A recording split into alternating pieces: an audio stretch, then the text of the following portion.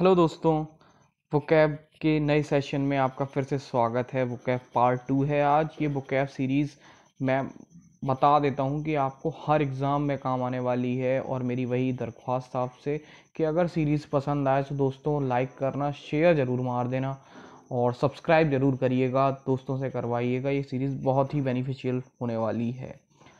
Vocab पढ़ना एक नए अंदाज में सिखाऊंगा कि मज़ा किस तरीके से आए। देखो यार, हर चीज़ अगर मज़े के लिए करो तो अच्छा रहता है, आराम से आदमी कर भी पाता है।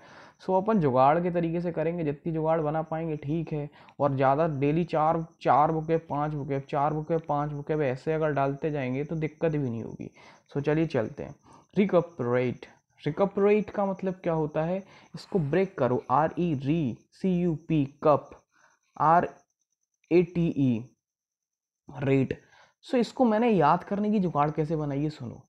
एक री कप रेट, मैंने ऐसे बोला री कप रेट।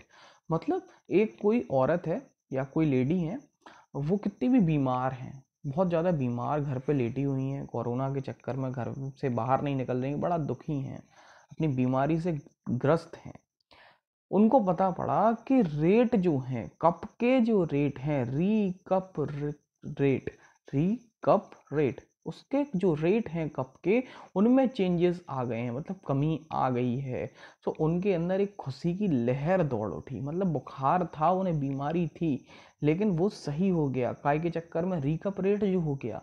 रिकपरेट का मतलब होता है recovery from illness, get well get better. मतलब कि पहले परेशान थे, बीमारी से ग्रस्त थे, अब सही हो गए।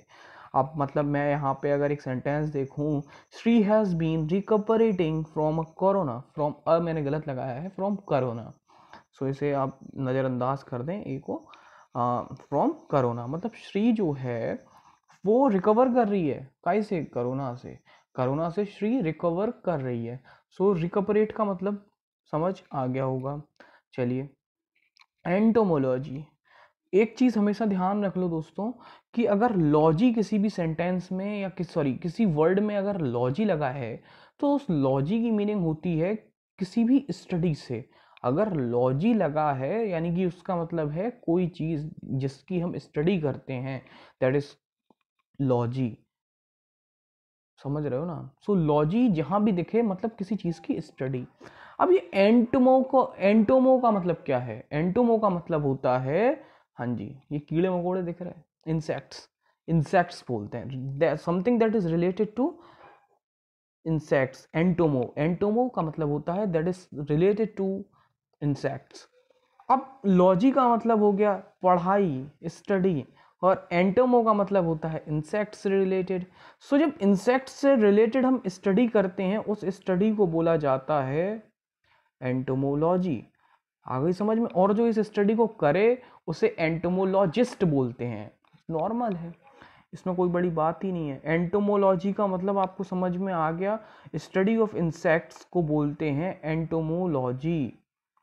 अ गोस्ट ऑफ अ चांस। यार जैसे कभी कभी कहते हैं ना, इसका एग्जैक्ट मीनिंग वो नहीं है, लेकिन हाँ मैं याद करने वाला तरीका बता रहा हूँ। जैसे कि भागते भूत की लंगोटी होता है ना, उस तरीके से ही इसको याद रखो। इसका वो मीनिंग नहीं है, मैं फिर से बता रहा हूँ। इस तरीके इसको कैसे याद रखो कि मतलब बहुत कम चांस होते हैं कि आपको कुछ मिल पाए।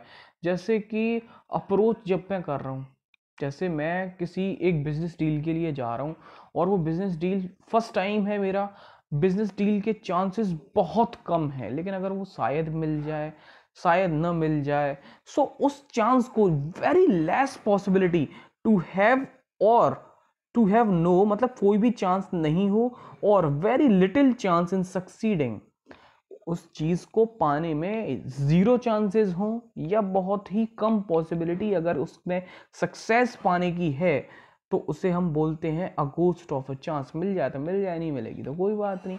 बस वही है, ये होता है इसका मीनिंग।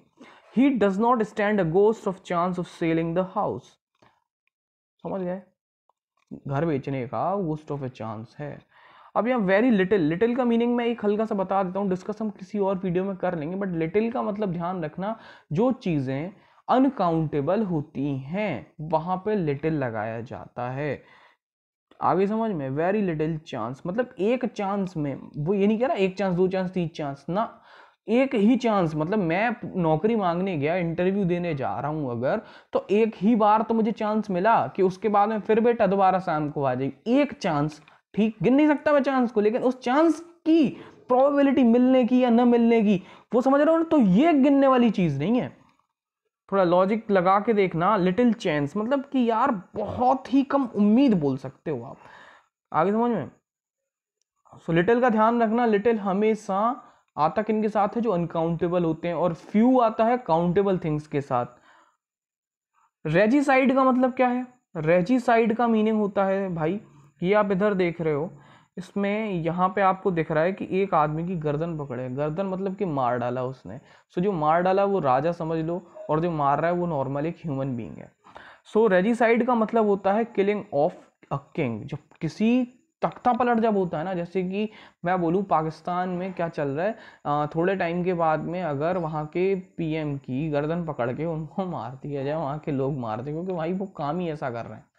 मैं एक एग्जाम्पल दे रहा हूँ, तो उसे हम बोलते हैं रेजिसाइड। जब राजा की हत्या कर दी जाती है, राजा को मार दिया जाता है, that act is called regicide. आगे समझ में? चलो, the regicides Whalley and Goffe were concealed in Milford from 1661 to 1664। Whalley और गॉफ नाम के एक रेजिसाइड्स थे, इनको कंसील करा गया। कंसील का मतलब सीक्रेसी में रखना, छुपा के रखना, कंसील करना बोलते हैं उसे। कंसील इन मिलफोल्ड, मिलफोल्ड एक जगह का नाम है, एक कंट्री है, इन फ्रॉम 1661 टू 1664। सो समझ आ गया होगा कि वैले और गोफे जो रेजिसाइड्स थे, किंग की हत्या कर दी थी, उनको छुपा के रखा गया मेलफोर्ड में 1661 से 1664 तक। अगर दोस्तों सीरीज़ अच्छी लग रही है तो आपसे मैं रिक्वेस्ट करूंगा कि इस पहले तो डेली वोकैब के इस सेशन में ज़रूर जुड़ें। कोई भी डाउट है, कोई भी दिक्कत है, तो मेरा टेलीग्राम चैनल है, आप वहाँ पे मुझे फॉलो करके वहाँ पे आप अपने डाउट्स पूछ सकते हैं। और डेली मैं वहाँ पे कुछ ना कुछ अमेजिंग चीज़ें जो आपके गवर्नमेंट एग्ज़ाम में बहुत ज़्यादा काम देती हैं वो मैं डालता हूँ। कुछ टाइम के अंदर मैं बैंक से रिलेटेड चीज़ें भी स्टार्ट कर दूंगा, मैं बैंक पे ही पूरा फोकस कर दूंगा। और धीमे धीमे ये उसके लिए एक मेरा स्टार्टअप है, आप ये बोल सकते हैं कि मैंने एक स्टार्टिंग में मैंने वोकैब डाला है, और धीमे धीमे मैं इस चीज़ों को बढ़ाते जाऊँगा। सो अगर सीरीज़ सच में दोस्तों अच्छी लगी है तो आपसे एक बार फिर से बोलूँगा, please share it, subscribe it, और लाइक ज़रूर करें। और जो भी डाउट या कमेंट्स हैं please, thank you very much guys.